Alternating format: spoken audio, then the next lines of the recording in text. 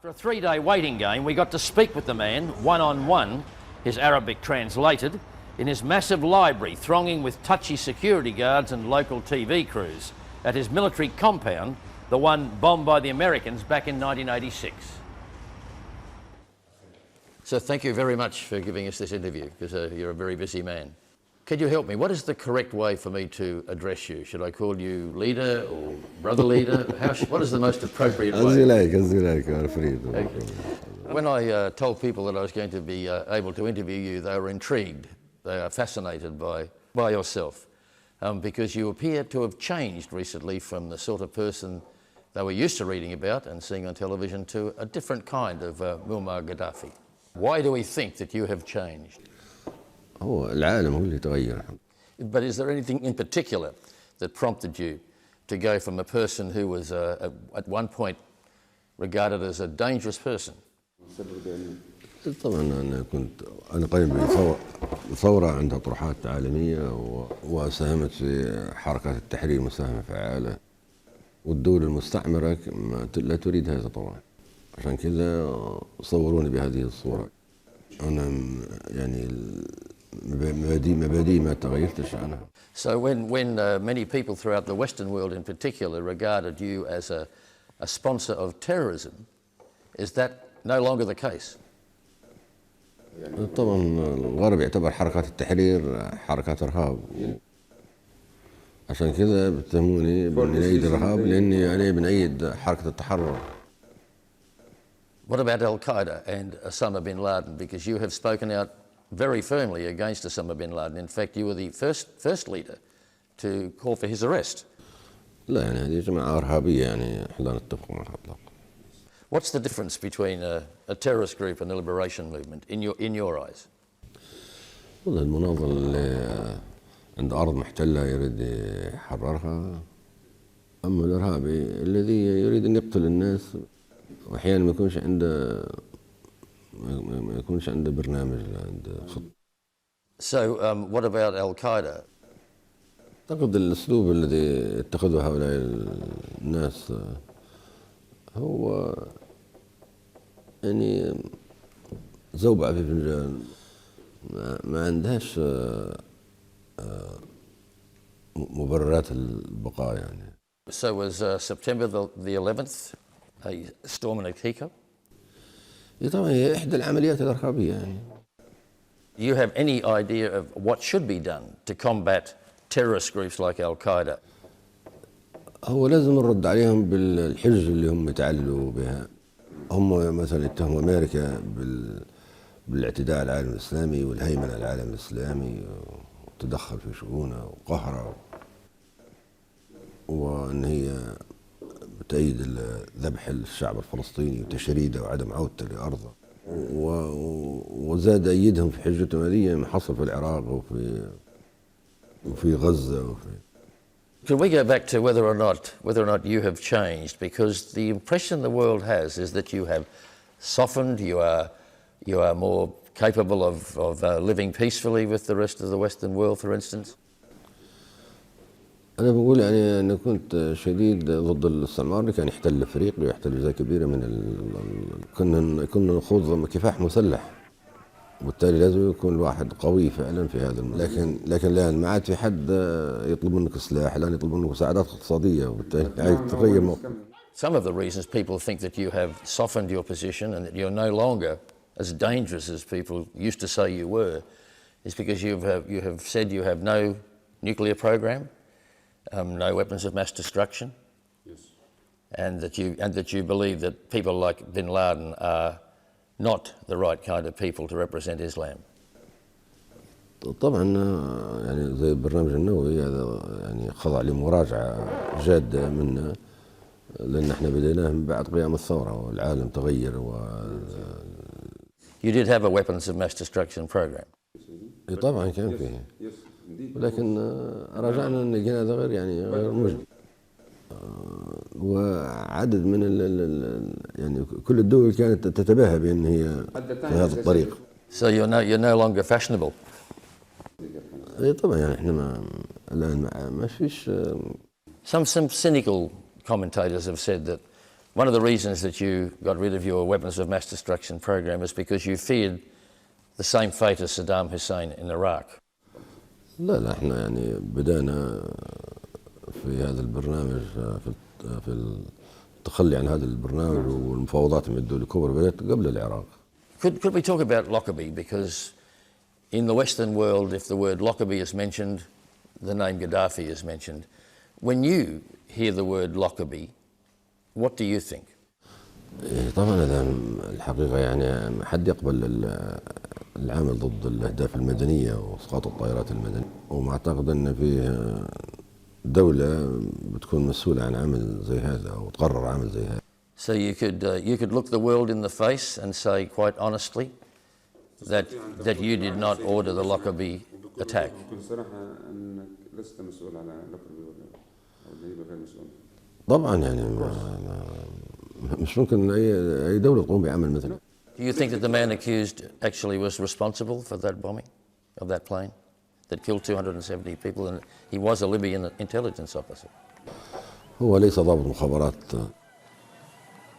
هو أستاذ في الجامعة، ولو استمر الاستئناف في المحكمة الأوروبية لطلع بريء أكيد. Do you think he was guilty? لا أعتقد ذلك يعني لأن يعني محكمة العدل الدولية نفسها قالت أن هذه محاكمة سياسية. So how do you feel that Libya and yourself in particular have been linked with that disaster? طبعا مثل ما قلنا يعني في ذلك الوقت كان أي شيء يعلقوا على ليبيا، لأن ليبيا تقود حركة التحرر. حتى الآن ممكن أشياء يقوموا بها ناس إرهابيين قد لا يكون لهم علاقة ببن لادن، ولكن تنسب على طول لبن لادن. If Lockerbie had nothing to do with you and Libya, why did you offer so much money in compensation to the families of the victims? هذه تسوية سلمية لحل المشاكل بيننا وبينه. But why did you do it? If Libya wasn't involved and you were the person who ordered that bombing, for instance, why did you feel you needed to give money? لأن احنا يعني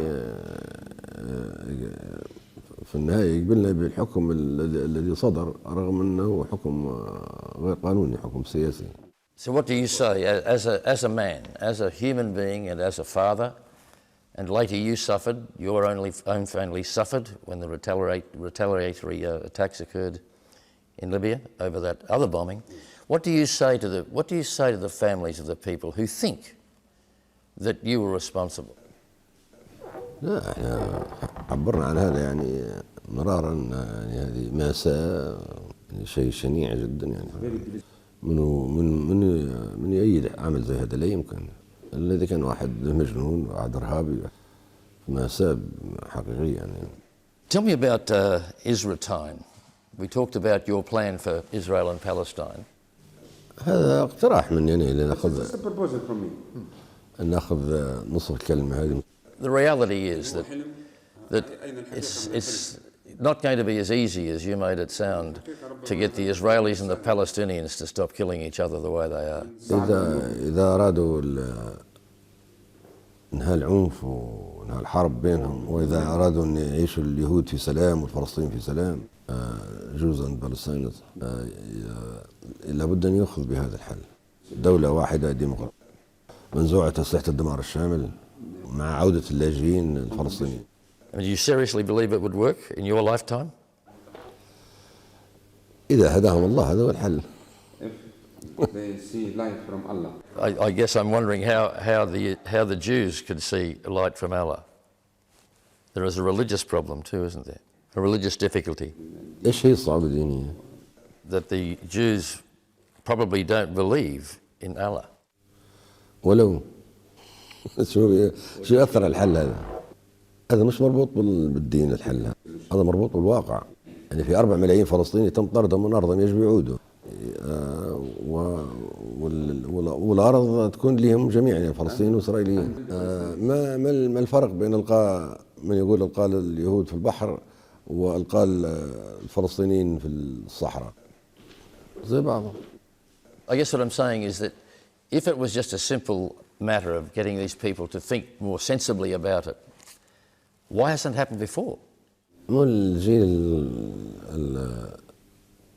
الحرص القديم هذا يعني جيل رجعي متعصب. on both sides. لكن الشباب الجديد اعتقد سيقبل بهذا الحل. So it's up to the young people جيل الشباب نعم نعم وي. to overcome the stupidity of the old people, بس حتى ناخذوا على غباء الجيل القديم. excepting yourself, of course. لكن باستثنائك انت سيدي يعني. Could you tell me how you feel at the moment as we're speaking? The Americans, the coalition forces in Afghanistan have mounted a major military offensive. What would you do about this? Do you see the Taliban, for instance, as freedom fighters or terrorists? مع أن طالبان ليست خطر، كان يجب عدم محاربتها. كان ممكن يسلموا أفغانستان لطالبان ويكون أمر جيد، لأن طالبان For the ليست. Taliban to be the government. نعم، لأن طالبان ليست القاعدة، طالبان ليست بن لادن. So they're not terrorists. In your eyes, they're not terrorists. لا يعني لازم تعلموا أن اللي مع بن لادن والقاعدة هم عرب وليسوا عجم وليسوا أفغان. طالبان أفغان ويريدون أن يحكموا بلادهم بطريقة دينية، هم أحرار في ذلك.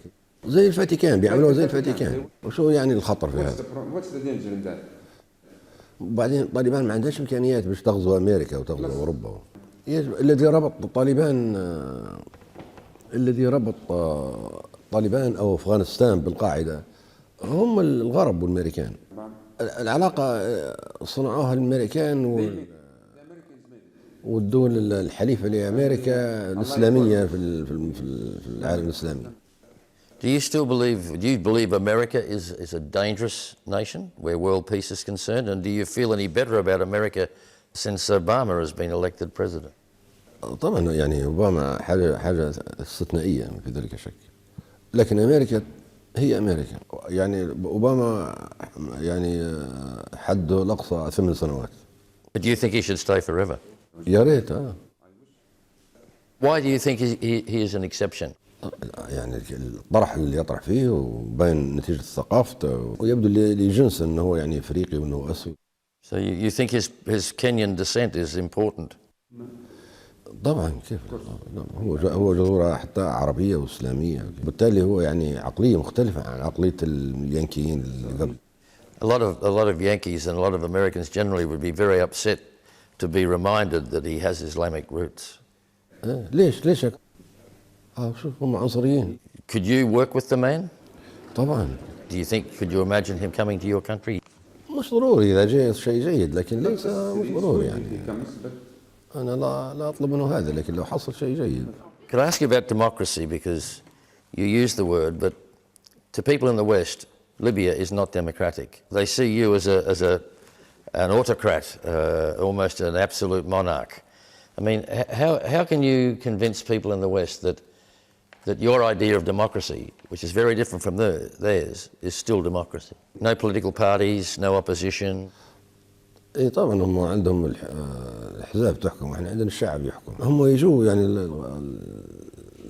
الحل هم انهم يجوا يشوفوا ليبيا. Do you have the final say? Was it you, for instance, that decided to get rid of the weapons of mass destruction? يعني انا طبعا عندي تاثير معنوي اكيد، لاني يعني قائد الثوره، والثوره هي اللي خلقت سلطه الشعب So what about the people who see you as a dictator? Is that a word that you will not tolerate? طبعا يعني اولا يعني هذا اللي يقولها واحد جاهل غبي. But so you think that you know better than anybody how the people think and what the people want? لا هو الشعب، لا يعني هو الشعب الآن في السلطة ويريد السلطة، والكلام هذا اللي يقال لا يقال من الشعب. إذا كان حد يقول كلام مثل هذا واحد يريد يحكم الشعب. Will there be a Gaddafi dynasty? You have sons. Is it automatic that one of your sons will succeed you? You have said that when you go, whether you stop being the leader or, unfortunately, you pass on, that the people would all be president. يعني هي السلطة للشعب في النهاية السلطة للشعب اللي يحكم الشعب الليبي، وبالتالي منتهية كل الخيارات الأخرى. How do you find out what the people want? هو الشعب الآن يقول هذا ويمارس السلطة. ممكن تكون تطرح خيارات أخرى، لكنها بديل لسلطة الشعب. الشعب حر يعني الشعب. So it wouldn't really upset you if they said we don't like the Gaddafi system? لا ما هو اولا يعني انا ال 40 سنه هي ما نحكمش مانيش في السلطه يعني السلطه للشعب ما فيش حاجه بياخذوها مني او بيزيدوها لي. Interestingly enough, I'm exactly the same age as you. And in 1969, when you had your bloodless coup, I started in journalism, which is a strange coincidence. And I also had a Volkswagen car like your Beetle. But we say in the West that people should have certain things on their tombstone, certain words on their tombstone. What do you think most people would want to see on Muammar Gaddafi's tombstone? Gaddafi an angel or Gaddafi a villain? ماذا تريد أن يكتب عنك؟ لا ما هو اسمع كلام السؤال الاخر. لا يعني قصده سيدي مش نقول يعني قصدي بعد 100 سنين ماذا تريد أن يكتب عنك؟ ماذا تريد أن يكتب عنك سيدي بعد 100 سنين؟ ايه ما هو قالوا بعض الكلمات. لا ما هو سيدي ما نبيش نقول يعني I don't want to. لا يعني شو يريد ان انا قال عني انا اللي عملت من اجل الاخرين. That I worked for the others. To give service to the others. That's the last question. ما عملتش حاجه لنفسي. So Gaddafi, Nothing for myself. Gaddafi the servant. ممكن. That's possible. Could I finish on this note? And I thank you for One last question. one last question. For a man who was regarded by many people in the West as a fearsome person and a danger to peace and democracy, how do you describe yourself to people who say that? Were we wrong about you? طبعا انا بقول اني مسامحهم لان كانوا جهله. I forgive them. They were ignorant. Thank you. That's very generous. That's very generous of you. Thank you very much, sir. Thank you. Thank you.